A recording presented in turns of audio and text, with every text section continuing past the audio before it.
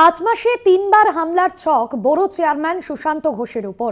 আগেও দুবার বিহার থেকে ভাড়া করে আনা হয়েছিল আততায়ীদের। জমি সংক্রান্ত বিবাদের জেরেই খুনের পরিকল্পনা বলে পুলিশ সূত্রে খবর। ধৃত গুলজারের বয়ান থেকে জানা যায় অক্টোবরে খুনের জন্য পরিকল্পনা করা হয়েছিল। 5 মাসে 3 বার হামলার ছক বড় চেয়ারম্যান সুশান্ত ঘোষের উপর। তবে দুবারই পরিকল্পনা ভেস্তে যায় খবর পুলিশ সূত্রে। আগেও দুবার বিহার থেকে ভাড়া করে আনা হয়েছিল আততায়ীদের। জমি সংক্রান্ত বিবাদের জেরেই খুনের পরিকল্পনা, এমনটাই পুলিশ সূত্রে জানা যাচ্ছে। গতকালই পুলিশের সূত্রে জানা গিয়েছিল যে রীতিমতো পরিকল্পনা করে ছক কষেই সুশান্ত ঘোষকে খুন করার চেষ্টা করা হয়েছিল। ধৃত গুলজারের বয়ান থেকে জানা যায় আরও নতুন তথ্য উঠে আসছে। অক্টোবরে খুনের জন্য পরিকল্পনা করা হয়েছিল, তবে পরিকল্পনা করা হলেও কিন্তু দুবার তাকে খুনের যে পরিকল্পনা, সেই পরিকল্পনা দুবারই ভেস্তে যায়, এমনটাই পুলিশ সূত্রে খবর। শুক্রবার সন্ধ্যায় কসবা তৃণমূল কাউন্সিলর সুশান্ত ঘোষকে লক্ষ্য করে গুলি চালানোর অভিযোগ, যদিও তার গুলি শেষ পর্যন্ত না বেরোয়। অল্পের জন্য প্রাণে বেঁচে যান সুশান্ত ঘোষ। এবং তারপরে যে বিষয় সামনে আসছে এবং এই ঘটনায় এখনো পর্যন্ত যে তথ্য সামনে আসছে, 5 মাসে 3 বার সুশান্ত ঘোষের ওপর হামলার ছক করা হয়েছিল এবং আগেও দুবার বিহার থেকে ভাড়া করে আনা হয়েছিল আততায়ীদের। জমি সংক্রান্ত বিবাদের জেরেই খুনের পরিকল্পনা, এমনটাই পুলিশ সূত্রে খবর। ধৃত গুলজারের বয়ান থেকে জানা যায় অক্টোবরে খুনের জন্য পরিকল্পনা করা হয়েছিল, তবে দুবারই এই পরিকল্পনা ভেস্তে যায়, এমনটাই খবর পুলিশ সূত্রে। রিয়া মাঝি আমাদের প্রতিনিধি রয়েছেন ফোন লাইনে। রিয়া, রীতিমতো পরিকল্পনা করে ছক কষেই তাকে খুনের চেষ্টা করা হয়েছিল, পুলিশ সূত্রে আর কি জানা যাচ্ছে, কি তথ্য উঠে আসছে গুলজারের বয়ানের ভিত্তিতে?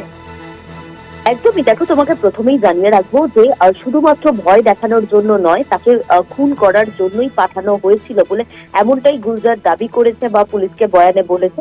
এবং পাশাপাশি তোমাকে জানিয়ে রাখবো যে 5 মাসে 3 বার হামলার ছক করা হয়, অর্থাৎ এই বড় চেয়ারম্যান সুশান্ত ঘোষ, তার উপরে হামলা হয় এবং আগেও দুবার বিহার থেকে ভাড়া করে আনা হয়েছিল আততায়ী বলে এমনটাই খবর। এবং পুলিশি বয়ানে গুলজার দাবি করেছে যে গত জুলাই এবং অক্টোবর যখন পুজোর মধ্যে তাকে মারার ছক কষা হয়েছিল, তবে দুবারই সেই প্ল্যান ভেস্তে যায় বলে এমনটাও জানানো হয় পুলিশকে।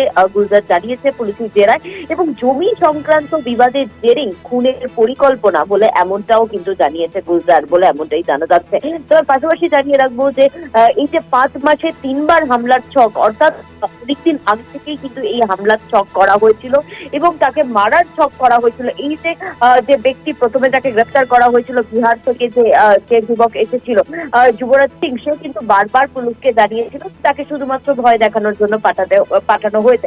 কিন্তু গুলজারকে যখন গতকালকে আনা হয় এবং এসে কলকাতায় এসে তাকে গ্রেফতার দেখানো হয়, তারপরেই কিন্তু গুলজারকে পুলিশ লাগাতার যে জিজ্ঞাসাবাদ বা যে জেরা করে, সেখানে কিন্তু জানা যায় যে 5 মাসে 3 বার হামলার ছক করা হয় এবং এর আগেও বিহার থেকে কিন্তু লোক আনানো হয়েছিল ভাড়া করে, শুধুমাত্র এই সুশান্ত ঘোষ তার উপরে হামলা চালানোর জন্য। কিন্তু সেই দুটি প্ল্যানই ভেস্তে যায়, তাই জন্য 3 নম্বর প্ল্যান সেটা এক্সিকিউট করা হয়।